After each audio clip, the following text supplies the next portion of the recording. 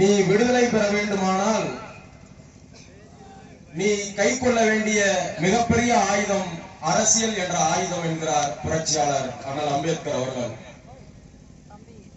அந்த பேர் ஆயுதத்தை ஒரு அரை நூற்றாண்டு காலத்திற்கும் மேலாக ஒரு சமூகம் கையில் எடுக்காதனுடைய விளைவு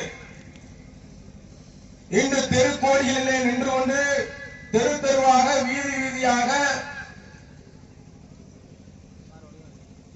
நம்மோடு நம் அளவிலே வாழக்கூடிய சமூகங்கள் எல்லாம் 30 ஆண்டுகளுக்கு முன்பாக பேசிய அரசியலை ஒவ்வொரு தெருவிலும், ஒவ்வொரு திண்ணையிலும், ஒவ்வொரு சட்டமன்ற தொகுதியிலும், ஒவ்வொரு நாடாளுமன்ற தொகுதியிலும் பேச வேண்டிய தேவை ஏற்பட்டிருக்கிறது. காரணம் என்ன தெரியுமா? அரை நூற்றாண்டு காலமாக நம்முடைய முன்னோர்கள் எல்லாம் இந்த அரசியல் என்ற ஆயுதத்தை கையில் எடுக்கல. தலைவர் எப்போதுமே சொல்வார், ராமன் ஆண்டால் என்ன, ராவணன் ஆண்டால் என்ன, எனக்கு கவலையே கிடையாது என்று வெந்ததை தின்னுட்டு விதி வந்தால் சாகிற சாதியாக இந்த சாதி இதுவரை இருந்தது. அதனால என் அன்பார்ந்த பெரியோர்களே, அரசியலில் இந்த சமூகம் கவனம் செலுத்தாதனுடைய விளைவு உலகின் மிகப்பெரிய ஜனநாயக நாடு இந்த இந்திய திருநாடு. இந்த இந்திய திருநாட்டில் சட்டம் இயற்றக்கூடிய அவையிலே, நாடாளுமன்ற அவையிலே சுதந்திர இந்தியாவின் 76 ஆண்டு கால வரலாற்றில் ஒரே ஒரு முத்திரையர் கூட மாநிலங்களவை எம்பியாக நாடாளுமன்ற மண்ணை மிதிக்கவில்லை என்பது எவ்வளவு பெரிய சமூக அநீதி. என்ன சொல்றேனே தெரியாம கையை தட்டது, விசில் அடிக்கிறது. பேசி முடிக்கிற வரைக்கும் யாருமே விசில் அடிக்காதீங்க. இன்னும் விசில் அடிச்சுக்கிட்டே இருந்தோம்னா இன்னும் 1000 கேட்க சொன்னாலும் சரி, கடைசி வரை கூப்பிட நின்று விசில் அடிக்கதான் விடுவான். அவங்கள விசில் அடிக்கதான் விடுவான். என்ன சொன்னேனே தெரியல. ஏன்னா 76 ஆண்டு காலமா உங்களை எம்பி ஆக்க விடாம வச்சிருக்க அந்த அதிமுகவும் திமுகவும் அப்படின்னு சொல்லும் போது ரோசம் வர வேணாம்? விசில் எப்படி வரும்?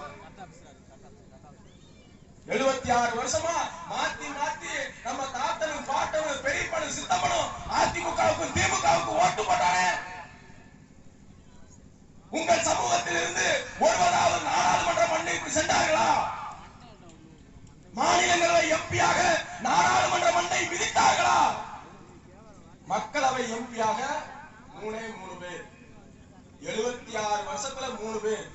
அதுதான் நம்ம துண்டு பிரசுரங்கள்லாம் தாய்மார்கள் சகோதர சகோதரிகள் எல்லாரும் படிச்சீங்களான்னு தெரியல. இந்த பின்புறத்துல பாத்தீங்கன்னா நோட்டீஸ் இருக்குங்களா? இந்த பின்புறத்துல போட்டிருப்பாங்க. நோட்டீஸோட பின்னாடி பக்கம் திருப்பினா துண்டு பிரசுரத்துல ஒவ்வொரு சமூகத்தினுடைய பட்டியல். தாழ்த்தப்பட்டவர் என்று சொல்லப்படக்கூடியவர்கள் 110 பேர் இந்த 76 ஆண்டுகள்ல நாடாளுமன்றத்திற்கு சென்றிருக்கிறார்கள். முக்குலத்தோர்கள் 88 பேர் இந்த 76 ஆண்டு காலத்தில் நாடாளுமன்றத்திற்கு சென்றிருக்கிறார்கள். வன்னியர்கள் 79 பேர் சென்றிருக்கிறார்கள். இப்படி ஒவ்வொரு சமூகமும், ஏன் இந்த தமிழகத்திலேயே வெறும் 10,000 அல்லது 15,000 மக்கள் தொகை கொண்ட இசை வேளாளர்கள் கூட 11 பேர் நாடாளுமன்றத்திற்கு சென்றிருக்கிறார்கள். நாடாளுமன்ற எம்பியாக நாட்டுக்கோட்டை செட்டியார்கள் என்ற ஒரு சமூகம் இருக்கிறது. காரைக்குடி பகுதியில் மட்டும் ஆளுவார்கள்.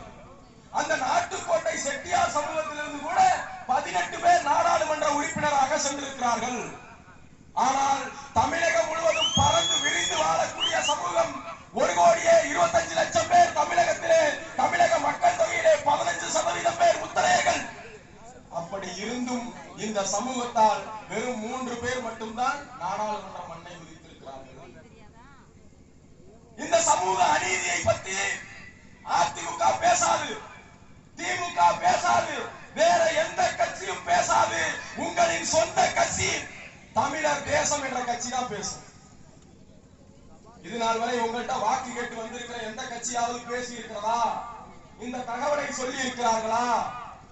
கிடையாது.